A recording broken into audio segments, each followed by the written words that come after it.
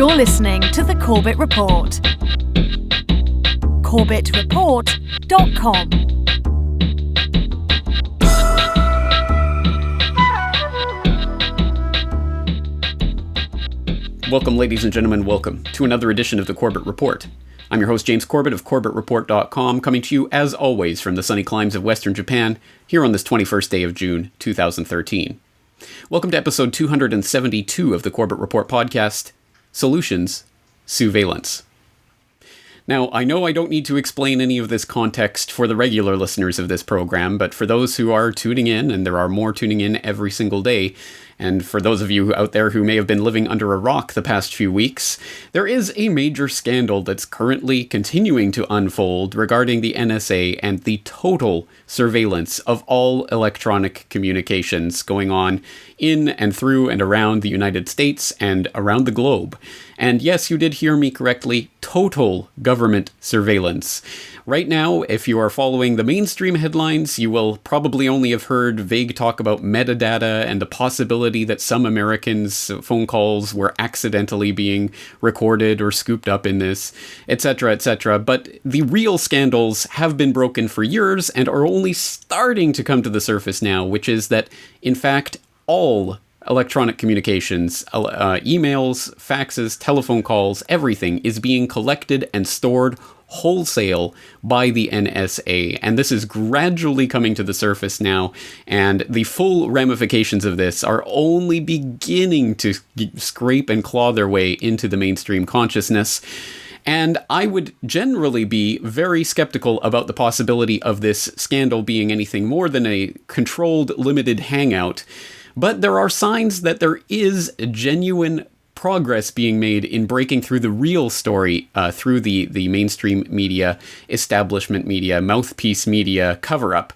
And I say this advisedly because the most important part of this whole scandal has just broken, and broken in a big way.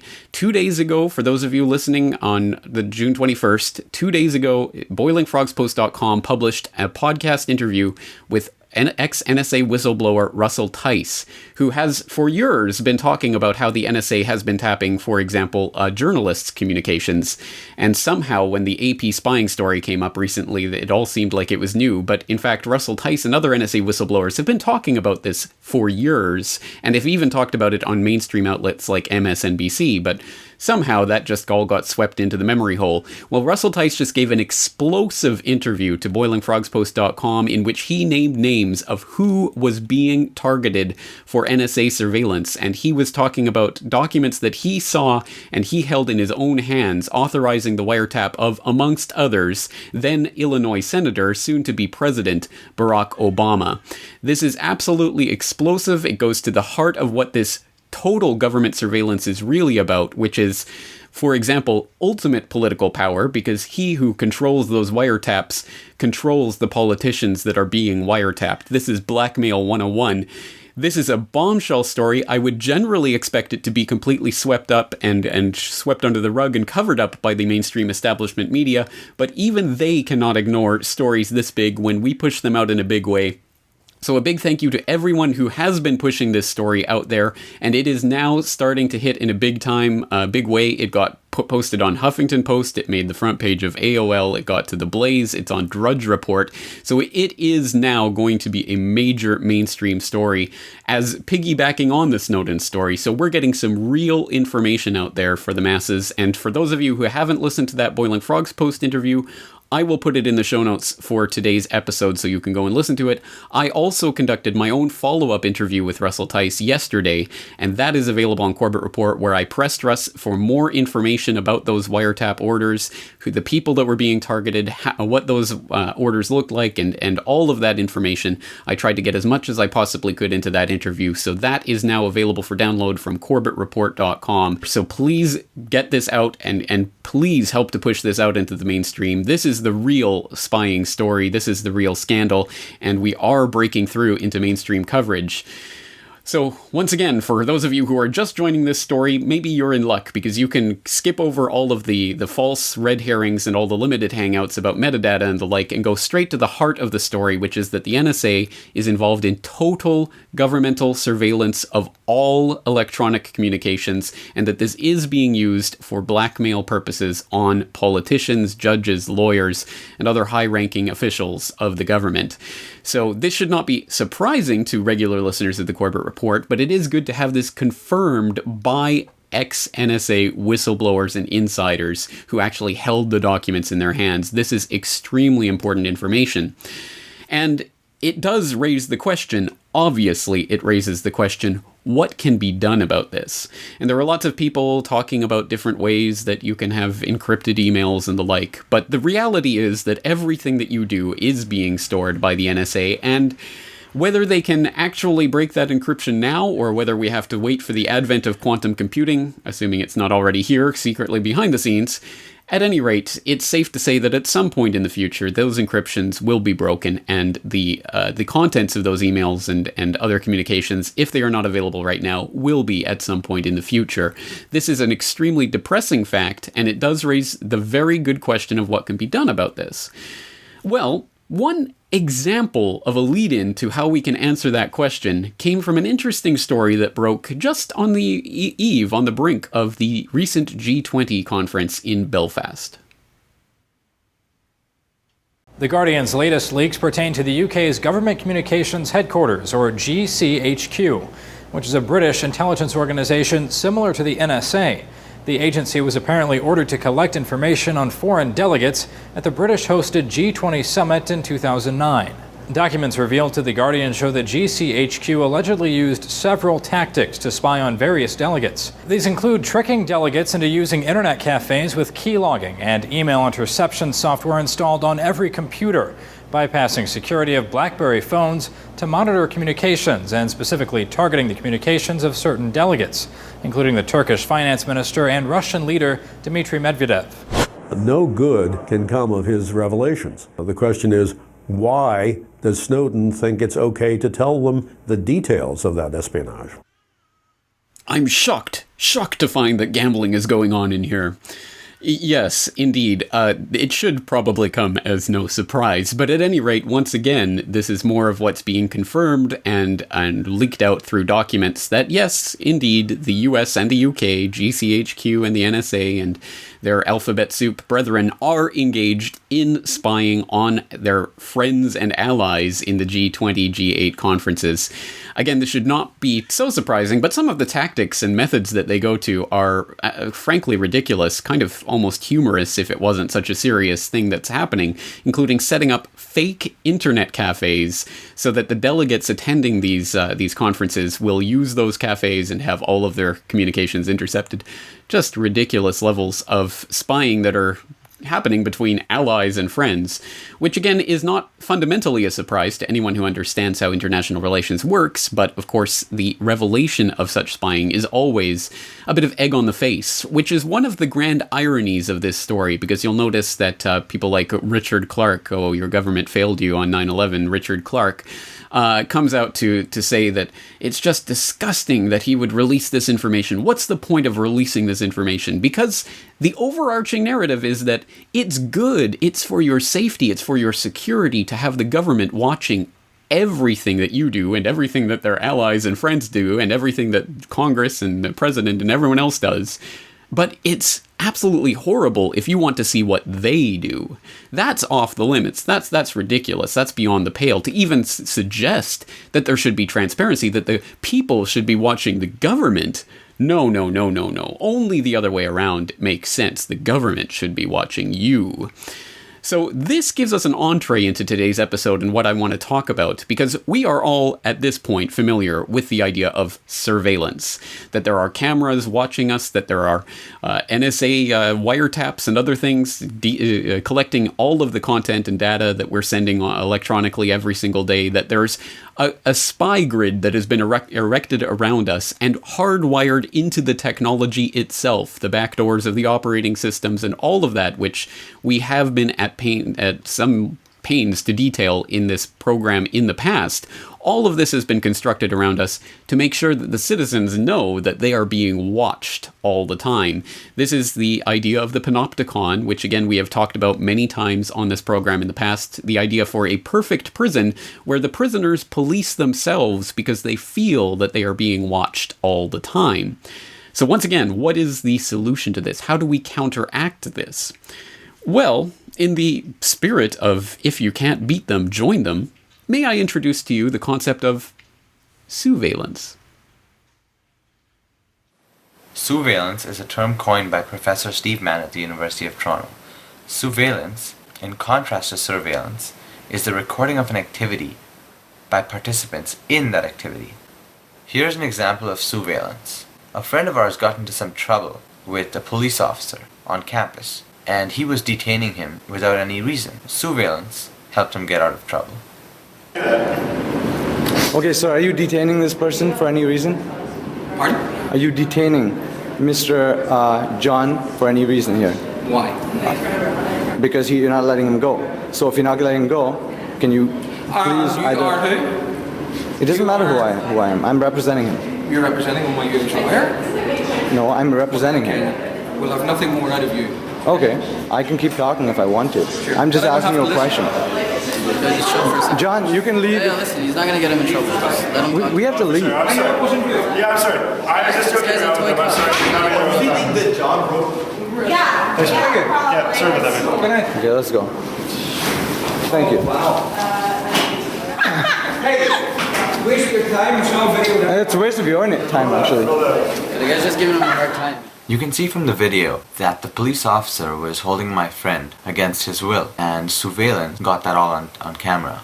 Even though there were surveillance cameras there, they didn't really do much because we can't get that footage. However, the surveillance footage, we can use that. We can show other people what's going on.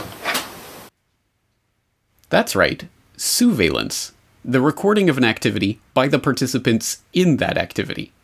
Now, I think the distinction between sousveillance and surveillance is apparent, but let's draw that out, just so that we're all on the same page. In surveillance, there is no consent necessary or usually given in the recording of an activity. It is done one way by the host of the event or by the governmental authorities on the population, without the population in some cases even knowing that that surveillance is taking place, and even when they do know about it, there's not much they can do about it. And in a situation where they have been treated unfairly by the host of the event or the authorities, quote unquote, then there is usually very little recourse for the population to get at that footage to actually use it, the recording of that event. Sometimes that does take place, but other times, mysteriously, the CCTV cameras were malfunctioning at the precise moment when they would have been needed most. CF77, Oklahoma City, etc., etc. So, in surveillance, the recording is being done by a third party and there is usually no consent given or even asked for, or in some cases there's not even the knowledge that the recording is taking place. With sousveillance, the people who are participating in the event themselves are documenting that event, with the obvious added advantage that if there is some sort of abuse of authority going on, the people have direct access to their own recording or what have you of that event so that they can use that in their defense. And it is demonstrable that this has had a remarkable effect, as the types of recording technologies that are used to record events have become almost ubiquitous. So too has the rise in events where police misconduct, for example, has started to become thoroughly documented, exposed, and in many cases, even prosecuted based on the evidence supplied by the people themselves, not the evidence supplied by governmental surveillance or other types of CCTV surveillance, but by people themselves recording the events. In fact, this has become such a ubiquitous phenomenon that even the mainstream establishment news media has been forced to cover it. With so many of us carrying cell phone and digital cameras, we'll be seeing a lot more eyewitness video. So what should you keep in mind if you see news unfolding in front of you? Melanie Nagy has some of the answers. All it took was the flick of a switch on this digital camera. The result was this. Some call it citizen journalism, everyday folks armed with a camera or recording device capturing the events that unfold around them. The tools to report on the world around you are in the hands of ordinary citizens. This UBC journalism professor says video captured by the public is increasingly becoming more available and more important. It used to be said that journalists wrote the first draft of history, but now increasingly what we're seeing is that ordinary people, citizens, are capturing that first draft, and they're capturing it in images and video.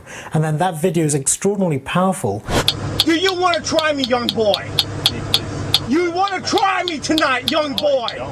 You want to go to jail for some reason I come up with? The driver getting yelled at in a commuter parking lot outside St. Louis is Brett Darrow, who has installed a camera in his car. And the camera runs all the time? Yeah.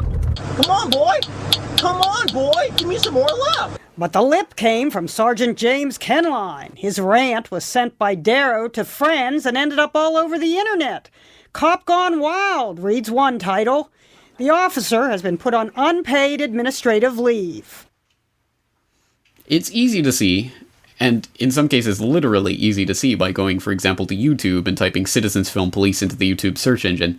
It's easy to see how Sousveillance can be a remarkably effective tool for keeping the wayward law enforcement so-called authorities in line by not only recording and documenting their abuses, but also making them available on social media and on the internet generally to hundreds, thousands, tens of thousands, in some cases millions of people almost simultaneously, almost instantaneously. And in fact, with the recent upgrades in technology, that is in fact possible to do instantaneously with live streaming right from your phone directly to the internet. So we do live in a remarkable era in which there has been an unbelievable leveling of the playing field when it comes to recording technologies and how that can be used to spread awareness of what's really going on, so that abuses can be much harder to get away with in this day and age where everyone has recording technology in their pockets. It is a very important phenomenon that's happening, and as I say, it's easy to see how that can happen, how that can be effective, for example, in the law enforcement authority context. It is equally important to understand how this is revolutionizing citizen media generally, and how there is a certain class of people, the super class, as David Rothkopf would have it, one of Henry Kissinger's acolytes, the super class that has hitherto in history been untouchable by the average population, are now being exposed on the internet for who they are, and what they really stand for by average citizens with nothing more than a cell phone and the willingness to use it. Rockefellers, come back. We don't want your New World Order, you know? Leave Chile right now. Leave Chile. You are not... You're killing a lot of people! You're killing a lot of people! Leave here! Leave Chile right now! Leave Chile! Leave Chile! We don't want your world government! Leave Chile right now! The Bilderberg Group is currently and actively pursuing an agenda to formulate a North American community, which may lead to a North American common market and eventually a North American Union. So my question is, in 2005, when you signed the Security and Prosperity Partnership, were you aware at that time of any plans to integrate the countries of Canada, US, and Mexico into a North American community similar to a European Union? And considering that the fact that there was no referendum from the people on this agreement, as a former Bilderberg attendee, could you please describe what your intentions were when you signed the SPP on behalf of the Canadian people? Well, okay. I attended one Bilderberg meeting. I'm not sure they ever invited me back, but just to make sure, I've also gone to a Maple Leaf hockey game. That doesn't mean I'm a Maple Leaf fan.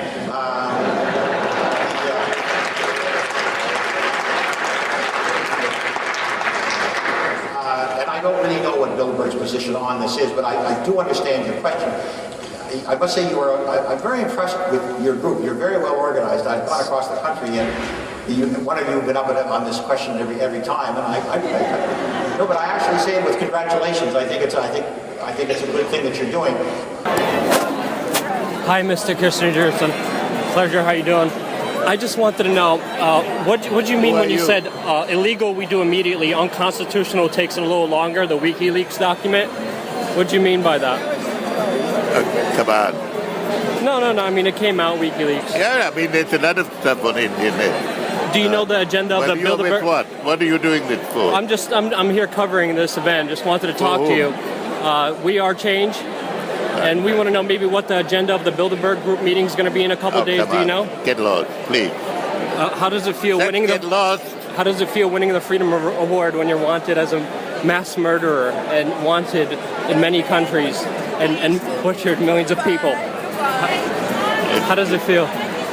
You know it's a lie.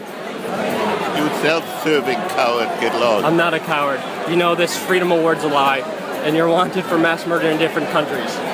You know it's a lie. I am pleased to be able to say that there are no shortage of such clips that could be played in a segment like this, demonstrating the power of the citizen media and the way that these superclass inevitably scurry like the cockroaches that they are every time the light of public inquiry is shone in their faces. And this is happening on a more and more frequent basis, so my hat is absolutely off to every single person who is participating in this citizen media revolution and is asking the real questions that the establishment mouthpiece media never ever asks these individuals. It is having an incalculable effect in shaping people's understanding of what is really going on, and it is being done by average people with $20 used cameras or cell phones or the like, that I would be willing to bet almost every single person in the audience listening to me right now has access to as well. So we are all potentially a part of this revolution. There is really very little excuse in this day and age for not being one of these people who is trying to bring this to the light of public awareness, whether that's going to some and confronting some of these super gophers, or whether it's participating in some sort of cop watch activity. Whatever that is, there is no doubt that this sousveillance, the idea of us taking the cameras and using it against the system that is trying to surveil us, is an extremely powerful tool. And again, it's important to understand just how easy this is to do. It does take work to do it well, and it's certainly not something that everyone is going to be cut out for, but it is something that at least everyone can try, and people can support those people who are doing it. And when we talk about the people who are doing this, certainly in the political context, I think there is no one that comes close to the type of work that's going on under the auspices of the We Are Change banner. Now, of course, I don't necessarily promote any particular group. I don't think you have to be a member of any particular group to do anything. So if you want to do it by yourself, absolutely do that, or with your own friends, or start your own group, or join another group. Whatever it is that you want to do, as long as people are getting involved in this, I'm happy that they are doing so. So why don't we learn from some of the people who have been doing this for a long time? Recently, Luke Rudkowski of We Are Change posted a very informative little behind-the-scenes documentary of his recent confrontation with globalist insider extraordinaire Henry Kissinger, and it is very interesting to see the work that goes into setting up one of these confrontations and exactly how that's accomplished. Again, it's something that can be done by literally everyone out there right now, so it is something that we can all learn from, and hopefully, with this type of example setting, everyone can learn something from this and hopefully apply it for themselves. And rather than having one or two people doing this, we could have hundreds or thousands or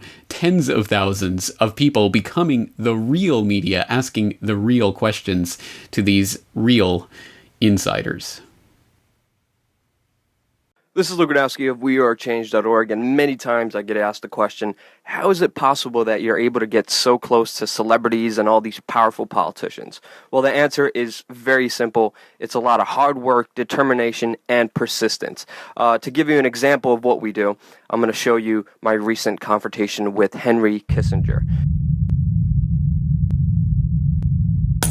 Now, the first thing we do is we bust our butts, and we look everywhere. We look in newspapers and all the websites, and we look for events that are happening in New York City.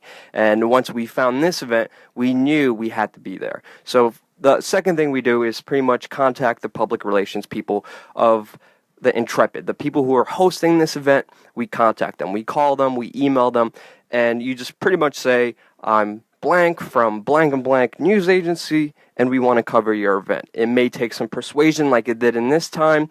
It actually took 6 email exchanges, but we were finally approved last minute to attend this event. And once we hit the subway, did our research, did our homework, thought of the questions on there, and we get there. As soon as we get there, there's 2 protesters, but next to the 2 protesters is NYPD, state and federal agencies, security guards everywhere with earpieces walking around. And it was pretty nerve-wracking, but ultimately we found out that was mainly because this was an event filled with top NYPD members and military members. People like David Petraeus, David Koch were there in attendance as well. So we just decided to go for it. We walked right in and we met these 2 public relations people. We showed them our press IDs and they pretty much let us in there. But as they were letting us in there, they let us know the terms and conditions of them allowing us to cover this event. And they pretty much told us that they're going to be with us this entire time, babysitting us. And their job was pretty much to make sure that the journalists weren't able to be journalists. They sat down and they told us, look, there's no questions, there's no interviews, you're here only to take pictures and videos. Whatever else you need help with will be right here standing right next to you. And that was kind of unsettling because we had people like David Petraeus right in front of us, just smiling, just waiting to be asked a question. The Fisher family, David Koch, even Bo Dietl was there. I mean, we had a great exchange with him a couple of years ago. You remember the movie One Tough Cop? You remember the movie? Yeah. I used to knock out 10 guys, one by one. So who wants to go first? You gonna knock us out? So knowing the restrictions, knowing the limitations, knowing that these 2 PR people would be right next to us the entire time, I had to think of a way to actually still be able to do something. So I originally was going to go ask if I could use the restroom, and on my way to the restroom, I was going to ask Kissinger in the reception. But before that even happened, I saw Henry Kissinger's bodyguard, the man that's always with him, walk past me. We kind of looked at each other for a little bit, and then the 2 PR people came up to me and said, oh, actually, Kissinger, he's not going to go in the reception. He's already in the main gala. So sorry, you can't take a picture of Kissinger, which was disappointing. And then after that, we were actually escorted out of the event with the rest of the journalists outside, so we wouldn't actually walk past Mr. Kissinger, Petraeus, and Koch. We were actually escorted outside like little children, so we could enter a different way into the gala, so we wouldn't walk past all these individuals, and then we were left in this little pin. And in this little pin, the only exit and entrance was covered by these 2 public relations people. Now, what was I going to do? How was I able to get to Kissinger, who's in the middle of this huge gala with all the security guards, with these 2 public relations people all over us, making sure we don't go anywhere we're not supposed to? What was I supposed to do? Accompanied by his wife Nancy, the Honorable Henry Kissinger. Space Museum, I am deeply honored to present the 2013 Intrepid Award to my friend and my hero, the Honorable Henry A. Kissinger.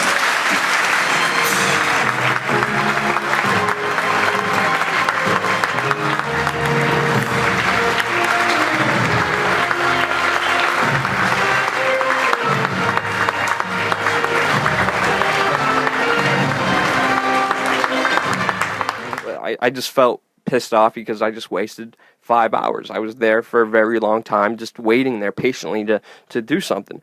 But magically, in the middle of this gala, they decided to have a dinner break, and then people started getting up and started talking to each other. And I started thinking there, like, all right, this is my chance. This is it.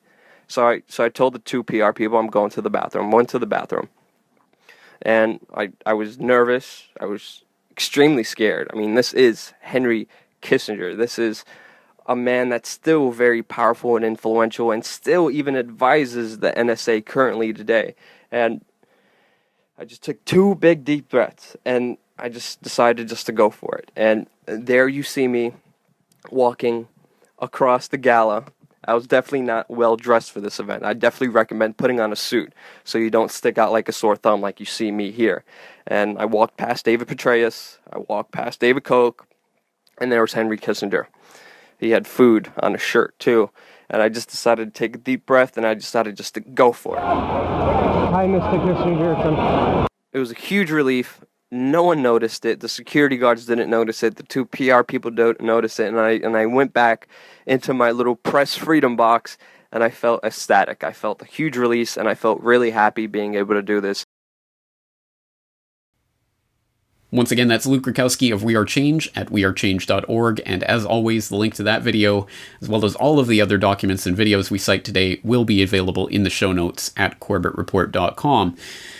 Well, that is an excellent example of how this is done and how it can be done by almost anyone out there. So once again, let's take this to heart and attempt to implement this solution. But of course, with any real revolution and with anything that really does press upon the nerve of power, there is going to be a backlash, and we already see that coming. With the advent of these types of technologies that level the playing field from surveillance to sousveillance, comes an inevitable backlash in which the authorities try to make it illegal to use these technologies against them. These are gods who are special and cannot be filmed or recorded in any way. It is sad, but it is also in one way ridiculous to look at some of the examples of just how far the system is willing to go to retaliate against people who are attempting to use surveillance to expose their abuses. 75 years behind bars. A prison sentence that long is rarely handed down, and it's usually just for murderers or rapists. But a local man faces 75 years in prison for a non-violent crime. What he's accused of doing is something many people have done, but most don't realize it's actually illegal. Let him go! What you're witnessing is now against the law in some states. This is also becoming illegal, as well as this. Don't tase me, bro! These infamous scenes are being banned in more and more states. Sit down! The police in these recordings are not necessarily the ones breaking the law. It's the people recording the police. Recording audio of law enforcement without their consent is considered a crime in a dozen states, including Illinois. It sounds like a plot in a movie. To call what I did a crime is ridiculous. Michael Allison publicly recorded law enforcement in Robinson, Illinois. Now he's charged with 5 felonies with up to 15 years in prison for each count. That's a total of 75 years if convicted. 75 years in prison. And it's just so unbelievable. Allison could spend the rest of his life behind bars. The 42-year-old is out on bail preparing to stand trial. The crime he's accused of? Eavesdropping. This doesn't make any sense. And for one thing, the statute, as it's written, can be interpreted any which way. Illinois is one of the states applying old eavesdropping and wiretapping statutes to new technologies like cell phones or anything else that records audio. Those laws technically make it illegal to record on-duty law enforcement officials without their consent. The penalty for that crime here in Illinois is the same as rape. They're actually trying to say that I have committed a crime and it's a Class 1 felony. As bad as rape. Yeah. It's unbelievable. Some of these stories are so ludicrous, so ridiculous, so off the charts that they would be funny if they were not so serious, but at any rate, they are an indication that the system is genuinely scared of the power that these technologies have to level the playing field and to expose abuses in a way that is incontrovertible and undeniable. And obviously for a system that is corrupt, that is going to be a problem, so they will attempt to fight back about it. And we can see legislature after legislature trying to pass this or that law to outlaw the videotaping or recording of the conversations or the actions of this godlike superclass of would-be authority figures when they're in public, but that doesn't make it actual law.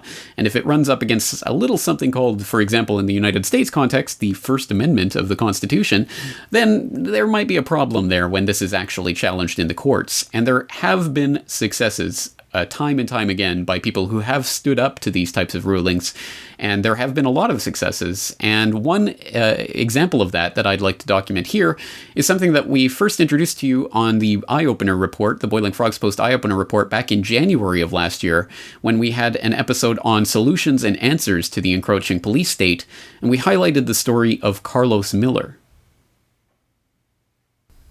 With the realization that more people are wielding and using their cameras as a tool to keep the so-called authorities honest, has come an inevitable backlash by the system. In 2009, the UK went so far as to pass a law deeming anyone so much as suspected of taking a picture of a police officer as a criminal. When confronted by a massive backlash against the law, including a protest in Trafalgar Square in January 2010, the London Metropolitan Police attempted to assure the public that it was their policy to allow filming or photographing of public spaces and police personnel. As late as last month, however, a photographer in Mansfield was threatened with arrest by 2 police community support officers for having taken photographs in a public space. In the US, police around the country have tried again and again to arrest citizens for photographing or filming their actions, and these cases have been thrown out again and again by judges. Although laws vary from state to state, the vast majority of states have unambiguous laws that allow for the filming of public officials in public spaces. One person campaigning for greater awareness of these laws is Carlos Miller, proprietor of the website Photography is Not a Crime. He has twice been arrested for filming the police and has twice beaten those charges, and has engaged the Miami-Dade Metro Rail security on multiple occasions, despite the Metro Rail's stated policy of allowing photography at its stations. Earlier this month, I had the chance to talk to Carlos Miller about the ways that an informed populace can help in the fight to keep public spaces open to photography and video by simply arming themselves with a camera. They arrest somebody, when they arrested me, they arrested me for taking pictures. That was obvious. Well, they couldn't really write that in an arrest report. So they said, well, he was standing in the middle of the street. He was blocking traffic. He was creating a big disturbance. And these are 5 cops. And if it wasn't for any photography, any cameras, well, who's the judge going to believe? Who's the jury going to believe? They're not going to believe me or 5 cops. They're going to believe the cops. They come in there with their uniforms, and people, most juries have a tendency to believe the cops. Now with video, it actually shows what really happened. So it forces the cops to be honest, and a lot of cops are used to stretching the truth just to make the charges stick, to their agenda, and that really hinders sometimes what they want to do. Because sometimes you have a lot of cops who arrest people on unlawful charges, and they make it up just because they don't like your attitude. We call it contempt of cop. If you back talk to a cop, or you question a cop, or if you ask his badge number, for example, if you ask his name, and because cops want to be respected, and so do we. And I always tell people to respect cops, but you don't necessarily have to kiss their butt. You don't have to. You have the right to question why they're pulling you over. You have that right as citizens. We're not living in a police state yet, but a lot of times they will arrest you for asking their names and badge number. So that's the reason. They don't want to be recorded because it just shows the truth, and they have nothing to hide. Because there's a lot of cops who don't have anything to hide. And you'll see a lot of cops who just tell you, just stay out of my way. Don't interfere with my investigation. You just stay across the street, record all you want, and that's it. And usually those cops are doing their job, and that video is not really interesting because they're doing their job. And that's the way it should be. And I would wish that we can just record cops and have a bunch of boring videos that no one cares about because they're not doing anything. But what you have now is you start recording a cop, they get in your face, they start threatening you, and then they make themselves look really stupid. They send me the video, I put it up on my blog, and it just goes viral. And then the cop gets mad. Well, he is the one that made himself look stupid. And we see that every day, almost. Once again, that was Carlos Miller of photographyisnotacrime.com, as featured in a previous Boiling Frogs Post Eye Opener report. And it goes again to show that when people stand up against the ridiculous types of laws that are being passed to try to limit the people's access to surveillance and surveillance technologies, they can win. They can actually win those cases because, again, the vast amount of the population is on the side of the average citizen to be able to document what these godlike authorities are doing. And again, as we've demonstrated, this applies in political contexts and in every other way besides, that these technologies that are being used to track everything that we do can also be used to show what the governments themselves are doing and the supposed authority figures and the people who are really pulling the strings even, and what they're thinking and doing. And they don't like the scrutiny any more than you and I do. So it is an effective tool to fight back against the system that is being created around us. Well, so good, so far so good, so straightforward, isn't it? Well, unfortunately, this is the Corbett Report, so we can't leave things on an utterly straightforward note, and while surveillance does promise to be an effective way of fighting back against this and helping to, at the very least, raise awareness amongst the public of the abuses that are going on, there is always the problem that we run into when fighting fire with fire that, well, it ultimately will probably leave you burned as well. And this is the problem of normalizing the types of surveillance and recording technologies to the point where they become almost internalized or even eventually literally internalized. Well, what are we talking about here? Of course, we're talking about ultimately the transhumanist agenda to merge man with machine and to make sure that, well, just as people can't really seem to leave the house these days without their cell phone, well, pretty soon you'll have that technology embedded directly into your clothing and perhaps into a chip that you'll wear and eventually into something that will be internalized in your body. And this will all be a process that will be rolled out through the course of a generation if need be. And it will all seem just so natural and inevitable when it comes. And part of that is the ubiquitous nature of this recording technology. Well, you need the cell phone to make these types of videos that can then be used to expose the system, so why not just have it embedded directly in your eyeball? Unfortunately, this is not a crazy sci-fi idea that I'm pulling out of my hat. This goes back directly to the foundation of the idea of surveillance. If you'll recall from the original clip that we played at the top of today's episode introducing the idea of surveillance, this comes from a University of Toronto researcher named Steve Mann, who coined the term and has been, well, putting his money where his mouth is for decades. He has himself become sort of a living, walking, breathing example of what the ultimate in surveillance technology might look like, which is simply to document and record everything that happens to you all the time, 100% of the time. And what better way to do that than by using something like, well, an eye tap, which looks remarkably like Google Glasses. Wow, I thought that was a new idea just invented by Google. No, it's been around for a long time, and this is all part of the rolling out and indoctrination of the public to normalize this type of technology and to make it absolutely indispensable to our lives. So let's take a look at a little clip about Steve Mann. I live in a computer-mediated world, and for many years I have shared my personal experiences with people over the internet so that anybody on the internet can look through my eyes and see and experience my computer-generated world and modify my visual perception of reality as a way of communicating with me. So when my daughter had her first birthday, I naturally captured this experience and was able to share that online on the internet and communicate and interact with people immediately.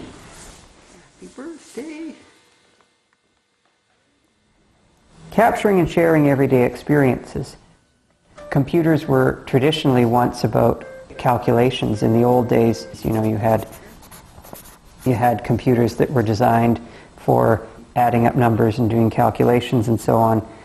But I had a different vision, and that would be computers were used for doing communications much more like the telephone rather than the calculator.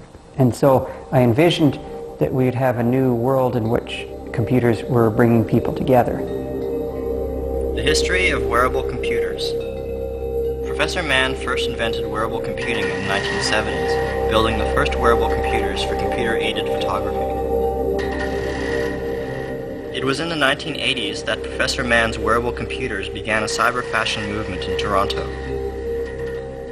In 1991, Steve Mann brought his work to MIT. It's a very, very different time for us. I think it's probably one of the best examples we have of where somebody brought with them an extraordinarily interesting seed, and then it sort of, it grew, and there are many people now, so-called cyborgs in the Media Lab, and people working on wearable computers all over the place. Professor Mann is now a faculty member at the University of Toronto in the Department of Electrical and Computer Engineering. Throughout his work, Professor Mann has been continuously wearing his inventions, using them in everyday life. ITAP Technology. For over the last 30 years, I've been designing, building, inventing, and wearing these kinds of computer systems that modify the visual perception of reality. Unlike virtual reality, in which the view of the world is blocked and you see only a synthetic world, virtual reality is like a blindfold. It blocks us from seeing the real world and synthesizes completely. Mediated reality, on the other hand, modifies what we see. And in so doing, it forms a role of being a device to communicate. Well, I trust that longtime viewers of this report will not have to be told why this is potentially such a large problem, and is definitely the dark side of this sousveillance idea, which is the normalization of this technology and its implementation in our everyday lives to the point where we are basically walking cyborgs, which is part of the long-term transhumanist eugenics agenda.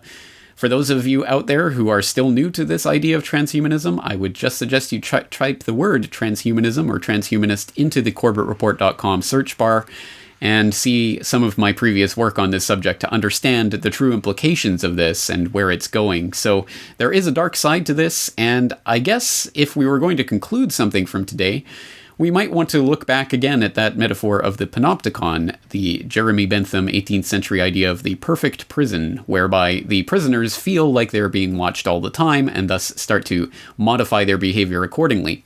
The sousveillance answer to this would be, well, why don't you give the prisoners access to watch what the guards in the guard tower are doing all the time, and then it will be a more equitable playing field, and thus they'll be able to catch abuses of guard power, and they'll feel more empowered. Well, again, that is potentially useful, and it certainly would help the prisoners' positions, but at the end of the day, they're still prisoners who are still caught in a prison system. So this isn't going to be the ultimate answer that solves all of the solutions, all of the problems of society. The societal problems are much more foundational than anything that a simple recording device is going to be able to achieve. It is a stepping stone, I think, on the process to that part of the mass awakening of society at large to the issues of surveillance and why this is such a large problem. So it is an essential part of getting to the larger solution of fundamentally transforming our society. But it's only one part of that process. So this is, again, just one part of the solutions that we're presenting here on a regular basis. For more solutions on a whole host of topics, again, just type this keyword solutions into the search bar on CorbettReport.com for some of our previous work. But one solution that I will offer to you right now is to help continue spreading the awareness of the reality of the NSA situation, the total government surveillance that is happening. And one way that you can do that, again, is to get that Boiling Frogs Post interview with Russ Tice and my own interview with Russ Tice and help spread that to the four winds. As I say, it is starting to gain mainstream national attention, and I have word that this is going to be hitting some of the mainstream TV networks very soon, as they can't afford to pass up a story like this once it's broken. So this is starting to have an effect, and we can push it further. I will be having a Boiling Frogs Post eye-opener report out next week on this issue of NSA surveillance and blackmail. It's a huge issue, so once again, please do your part in helping to spread the word about this. And please to explore the show notes for today's episode for more on this idea of sousveillance and how we can all play a part in becoming the media rather than sitting passively and just accepting it.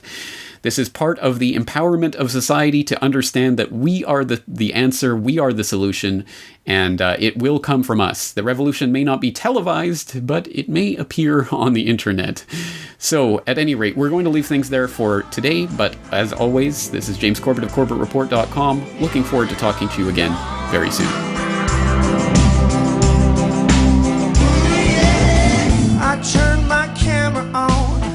I cut my fingers on the way, on the way. I feel them slipping away. I wipe my feelings off, made me untouchable. The Corbett Report is brought to you by the Corbett Report subscriber, a weekly newsletter featuring James Corbett's International Forecaster editorial, recommended reading and viewing, discounts on Corbett Report DVDs, and once a month, a subscriber-only video. Sign up today to start receiving your copy at corbettreport.com/support.